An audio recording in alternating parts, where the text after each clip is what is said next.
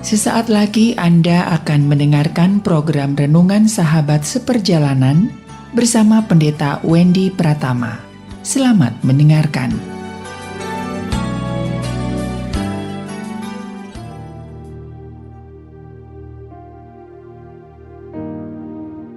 Selamat berjumpa kembali dalam layanan audio Sahabat Seperjalanan. Hari ini adalah hari Minggu 16 April 2023. Tema renungan saat teduh kita dengan judul Kasih yang Munafik. Kasih yang munafik. Firman Tuhan terambil dalam 2 Korintus pasal 6 ayat yang ke-6 sampai dengan ke-8.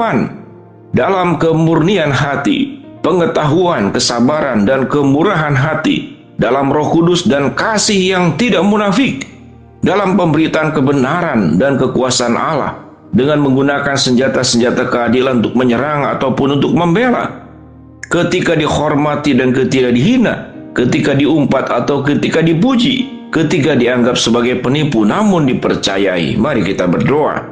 Bapa yang di dalam sorga, kami ingin belajar karakter daripada Paulus yang punya kemurnian hati, yang mengasihi dengan ketulusan, yang mencintai dengan tanpa menginginkan balasan. Di dalam nama Tuhan Yesus kami berdoa. Amin.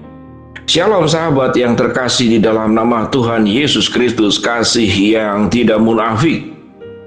Di dalam 2 Korintus, Rasul Paulus mengajarkan bagaimana sikap di dalam melayani, punya sebuah kemurnian hati. Tak kala diperhadapkan kepada berbagai macam hal, orang yang mengasihi dengan tanpa munafik, orang yang mengasihi dengan penuh dengan ketulusan, maka kasihnya tidak pernah akan dipengaruhi oleh respon yang terjadi di luar. Paulus menyebut bahwa ketika dihormati atau ketika dihina, ketika diumpat atau ketika dipuji, ketika dianggap sebagai penipu, maka ini adalah sikap-sikap yang terjadi yang ada di luar. Apapun respon terburuk tatkala seseorang mencintai dan mengasihi, maka pada prinsipnya cinta dan mengasihi itu adalah yang keluar dan kemudian tidak perlu mendapatkan bayaran apapun juga. Namun yang lebih parah adalah orang yang punya niat buruk kemudian mengemas sedemikian rupa dengan atas nama kasih, dengan atas nama kebaikan, dengan atas nama ingin menolong orang lain. Maka kita melihat bahwa orang itu akan terjerumus ke dalam kemunafikan. Karena niat-niat yang terselubung justru adalah dikemas sedemikian rupa dengan kemasan-kemasan yang sedemikian indah. Dikemas sedemikian rupa dengan kemasan yang nampaknya sangat rohani. Dikemas sedemikian rupa yang nampaknya seakan-akan Kristus, kita adalah Kristus yang hadir di zaman ini. Tapi sesungguhnya penuh dengan kemunafikan. Kalau kita berbicara sesungguhnya apa definisi daripada munafik? Munafik itu bisa kita kategorikan bahwa apa yang di luar dan apa yang di dalam tidak sama. Apa yang diucapkan dengan apa yang dilakukan itu tidak sama. Ada perbedaan yang jauh antara luar dan dalam.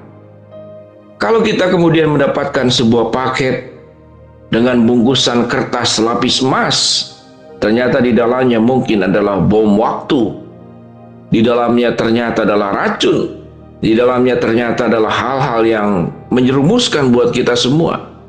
Kalau kita boleh bercermin, di mana sesungguhnya posisi setiap kita masing-masing? Mengasihi adalah sebuah perintah daripada Allah.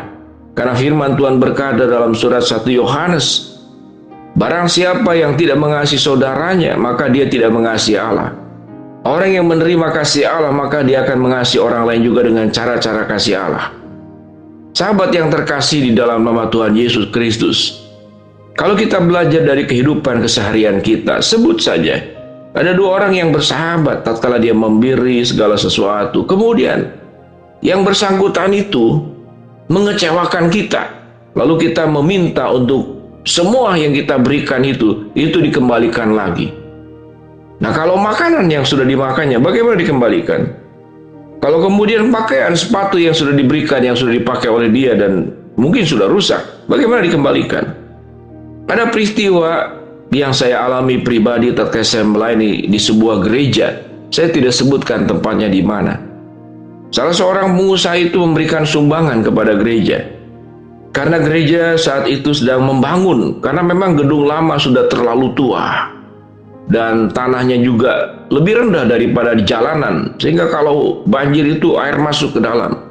Maka dibangunlah gereja tersebut, dan Tuhan meminta saya lewat majelis karena untuk mencari mengirit dana. Saya diminta untuk menjadi pimpinan proyek. Pada sekolah saya sekolah teologi, ya bukan di bidang bangunan.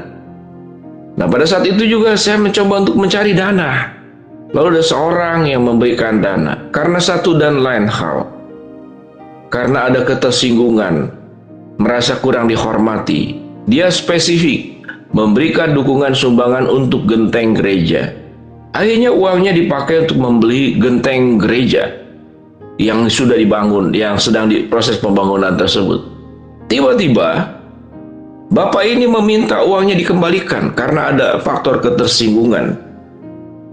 Saya katakan bahwa uangnya sudah jadi genteng, bagaimana dikembalikan? Dalam hati saya, kalau gitu bapak ambil saja, silahkan genteng yang sudah dipasang, sejumlah uang yang sudah diberikan, ya bawa pulang saja gentengnya. Sahabat yang terkasih di dalam Kristus, kasih yang munafik ini sungguh sangat bisa mencelakakan diri sendiri. Dan yang terutama adalah memburukkan diri sendiri. Kalau kasih yang ingin berbalas, kasih yang ingin kemudian mendapatkan timbal balik yang setimpal, maka itu bukanlah kasih. Itu adalah bisnis. Betul, dia memberikan uang, namun dia ingin mendapatkan kehormatan, atau kita sebut gila hormat. Maka kasih itu dikatakan di dalam firman Tuhan, jangan munafik. Dalam kemurnian hati, pengetahuan, kesabaran, dan kemurahan hati, dalam Roh Kudus dan kasih yang tidak munafik. Kasih yang punya ketulusan, kasih yang teruji oleh situasi dan keadaan. Demikian juga sahabat seperjalanan. Tatkala kita mengelola rumah tangga, kita sudah memberikan yang terbaik kepada anggota keluarga kita. Beberapa itu sampai kemudian mengalami kepahitan karena merasa semua perhatian, cintanya, pengorbanan, kasihnya itu rasa dihianati, rasa tidak diperlakukan sebagaimana mestinya.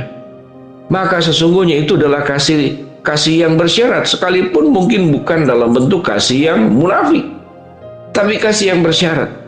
Segala sesuatu yang baik yang kita lakukan, tatkala kita menuntut balasan, pada akhirnya hal itu adalah menyusahkan diri sendiri. Kita akan mengalami rasa pahit, rasa diperlakukan tidak adil, rasa diperlakukan sewenang-wenang, rasa menyesal, apa yang kita buat ternyata tidak sesuai dengan harapan. Maka kasih pada prinsip dan dasarnya adalah pemberian yang tidak perlu dipikirkan lagi tatkala engkau sudah melepaskannya. Kalau kau pernah membantu 10 orang, katakan kepada Tuhan, Tuhan, aku belum membantu apa-apa kepada siapapun juga. Karena sesungguhnya bantuan yang aku berikan adalah anugerah yang berasal dari Allah. Hanya Tuhan menitipkan berkat-berkat kepada kita untuk disalurkan. Apapun bentuk kebaikan yang diberikan oleh setiap sahabat seperjalanan, pada prinsipnya hanya menyalurkan kasih dan kebaikan Allah yang dititipkan kepada kita. Kebaikan-kebaikan anugerah itu pada prinsipnya bukanlah kita pemiliknya, tapi Tuhanlah pemiliknya. Dan kita hanya dipanggil untuk berbagian di dalam menyalurkan kebaikan tersebut. Dengan konsep seperti demikian, maka kita tidak pernah akan menuntut apapun kepada siapapun juga. Tatkala sudah melakukan kebaikan, maka lepaskanlah. Tatkala sudah melakukan kebaikan, maka relakanlah. Maka kita akan masuk dalam kategori orang-orang yang mengasihi dengan tanpa kemunafikan. Mari kita berdoa. Bapa di dalam surga, terima kasih buat kebenaran firman Allah, supaya kami mengasihi tanpa munafik dan kami mengasihi tanpa menuntut balasan. Hamba-Mu berdoa buat sahabat seperjalanan yang sedang sakit, Tuhan jamah sembuhkan. Sahabat seperjalanan yang sedang menghadapi masalah, Tuhan bukakan jalan. Dan sahabat seperjalanan yang sedang berdoa mengharapkan sesuatu dari Tuhan, Tuhan kabulkan dengan cara dan waktunya Tuhan. Dalam nama Tuhan Yesus kami berdoa. Amin. Shalom sahabat seperjalanan, Tuhan memberkati kita semua.